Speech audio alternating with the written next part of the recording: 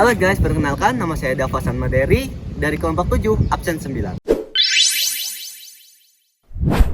Di sini kita akan menjelaskan tentang masa reformasi dari zaman B.J. Habibie sampai kapan ya? Bukannya sekarang masih masa reformasi ya? Yaudah, kita jelasin sampai masa SBY aja. Gimana sih kronologi pada masa reformasi? Yaudah, kalau kayak gitu, mari kita masuk ke kronologi. Hai, nama gue Dinda, absen nomor 2. Jadi, awalnya pada krisis moneter 1997 melanda Asia Tenggara dan Indonesia termasuk salah satunya, dolar naik dari $1 2.500 sampai 15.000 rupiah. Wah, banyak banget ya naiknya. Jadi, pada saat itu, masyarakat nggak percaya lagi pada pemerintah. Nah, setelah itu, pada pemilu 1997, Partai Golkar menang dan menunjuk Presiden Soeharto sebagai presiden periode 1998 sampai tahun 2003. Akhirnya mahasiswa melakukan demo dan menuntut 6 agenda reformasi. Yang pertama, adil Soeharto dan kroninya. Kedua, amandemen UUD 1945. Ketiga, penghapusan dui fungsi ABRI. Yang keempat, peningkatan kesejahteraan rakyat dengan otonomi daerah seluas-luasnya. Yang kelima, penegakan hukum. Keenam, pemerintah yang bersih dari KKN. Mahasiswa demo, terus apa yang terjadi?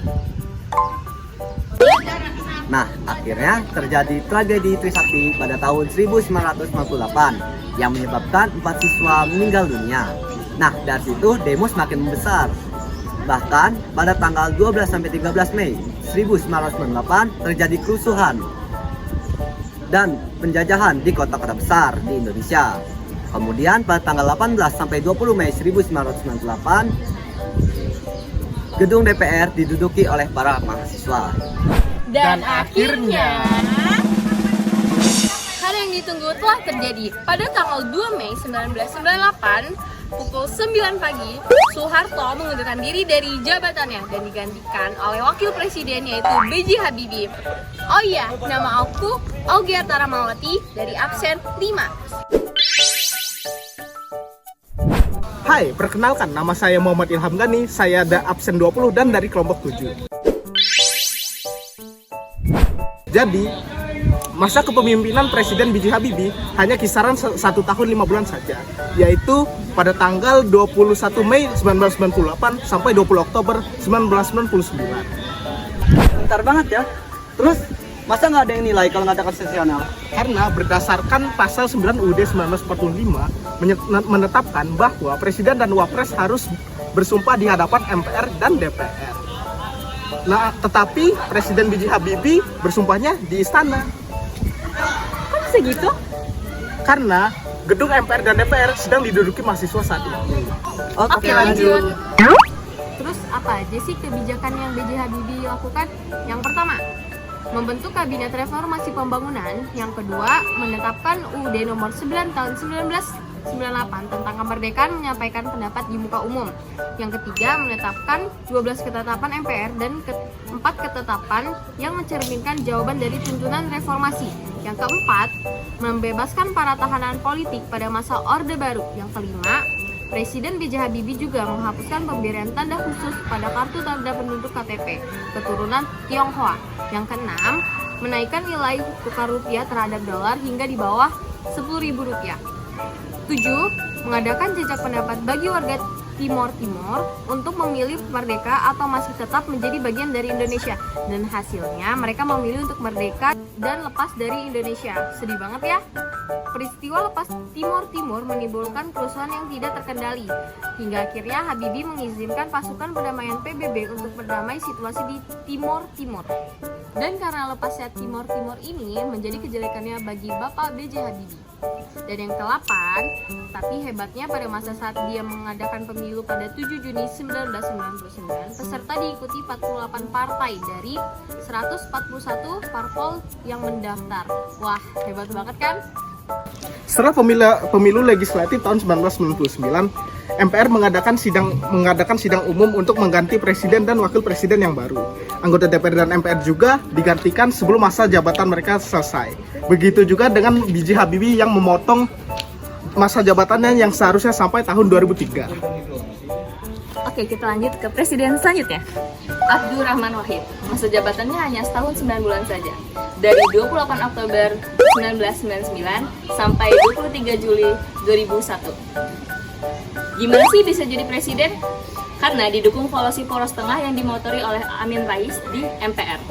Gus Dur terpilih sebagai presiden sebanyak 373 suara loh, dan mengalahkan Megawati yang hanya 313 suara. Dengan akhirnya Megawati hanya menjadi wakil Gus Dur saja. Terus kita cari tahu ya apa aja kebijakan Gus Dur. Kebijakan yang dilakukan pada masa pemerintahan Abdurrahman Wahid diantaranya adalah membentuk Kabinet Persatuan Nasional, memisahkan TNI dengan Polri, penghapusan Departemen Penerangan dan Departemen Sosial, kemudian persetujuan nama Papua mengganti nama dengan Irian Jaya, dan pengibaran bendera Bintang Kejora di Papua. Kemudian, pembelakan Dekret Presiden 23 Juli 2001 yang berisi 1. Pembubaran MPR DPR, 2. Mengembalikan kedaulatan ke tangan rakyat dengan mempercepat pemilu dalam waktu 1 tahun, dan 3. Membukukan Partai Golkar, namun ditolak. Kemudian, menggelarkan toleransi, terlibat dalam skandal Brunei Gate dan Bulog Gate yang membuat Gus Dur dijatuhkan dari kepemimpinannya dia dan digantikan oleh Megawati.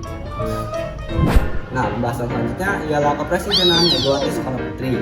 Nah, Ibu Mega ini menjabat dari tanggal 24 Juli 2001 sampai 2004. Beliau menjabat selama 3 tahun 3 bulan. Nah, ini Ibu Megawati menjadi presiden sebagai pengganti Abdurrahman Wahid, yang dimana dia dilengsarkan oleh MPR. Nah, beliau dulunya adalah menjabat sebagai wakil presidennya. Nah, apa aja sih kebijakan Ibu Megawati?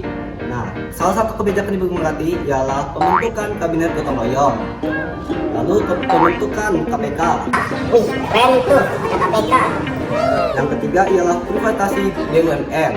Lalu yang keempat, penutupan pembayaran utang dan mati kerjasama dengan IMF. Apa itu IMF? International Monetary Fund. Lalu memberikan otonomi khusus kepada Aceh dan Papua. Dan yang kelima, dia pun juga menaikkan per kapita Indonesia. Dan yang terakhir, pemilihan anggota, dia pun melaksanakan pemilu 2004 yang diikuti oleh 24 parpol. Pemilihan anggota legislasi yang dilakukan pada 5 April 2004 dan dimenangkan oleh Partai Golkar. Dan pemilihan presiden secara langsung ada di zaman Ibu Megawati loh, yang dimenangkan oleh SBY pada putaran kedua pada tanggal 20 September 2004. Akhirnya Indonesia mempunyai presiden baru. Susilo Bambang Yudhoyono merupakan presiden pertama yang dipilih melalui pemilihan presiden atau pilpres secara langsung di tahun 2004 bersama wakilnya Yusuf Kala. Berikut adalah kebijakan Presiden Susilo Bambang Yudhoyono. Yang pertama, membentuk Kabinet Indonesia Bersatu, konversi minyak tanah ke gas, dana pendidikan 20% dari APBN, dan kesepakatan perdamaian antara RI dan GAM atau Gerakan Aceh Merdeka. Dan pelunasan utang terhadap IMF melalui 2 tahap, pemberian bantuan langsung tunai dan bantuan langsung sementara sebagai pengganti subsidi kenaikan BBM. Pada masa pemerintahan Susilo Bambang Yudhoyono dan Yusuf Kala, Indonesia dihadapkan berbagai masalah kompleks, yaitu berbagai bencana alam terjadi. Salah satunya bom di Bali, tsunami di Aceh, gempa di wilayah Jawa Tengah dan Yogyakarta, luapan lumpur lapindo di Porong, Sidoarjo, meletusnya Gunung Merapi, dan kebakaran hutan. Tapi tahu nggak sih guys, tingkat pertumbuhan ekonomi pada periode 2025 sampai 2007 yang dikelola Susilo Bambang Yudhoyono dan Yusuf Kala relatif lebih baik dibandingkan pemerintahan sebelumnya. Rata-rata pertumbuhan ekonomi Indonesia sebesar 6,4%. Pada periode kedua, pemerintahan SBY didampingi oleh Budiono melantik Kabinet Indonesia Persatuan II. Agenda besar yang dihadapi oleh kabinet ini adalah mewujudkan good governance pada tataran implementatif. Pada periode Kabinet Indonesia Bersatu Jilid 2 ini, banyak kasus yang melibatkan elit-elit politik. Misalnya, kasus Bank Senturi, proyek Hambalang, dan konflik antara KPK dengan Polri. Meskipun diwarnai oleh beberapa masalah, pemerintahan SBY berhasil meluncurkan beberapa kebijakan baru, seperti penyaluran kredit usaha rakyat atau sebut PUR. Lalu ada penyelenggaraan pendidikan anak usia dini dan programan pemerataan pendidikan yang dikenal sebagai SM3P. Sekian video dari kelompok 7. Dadah!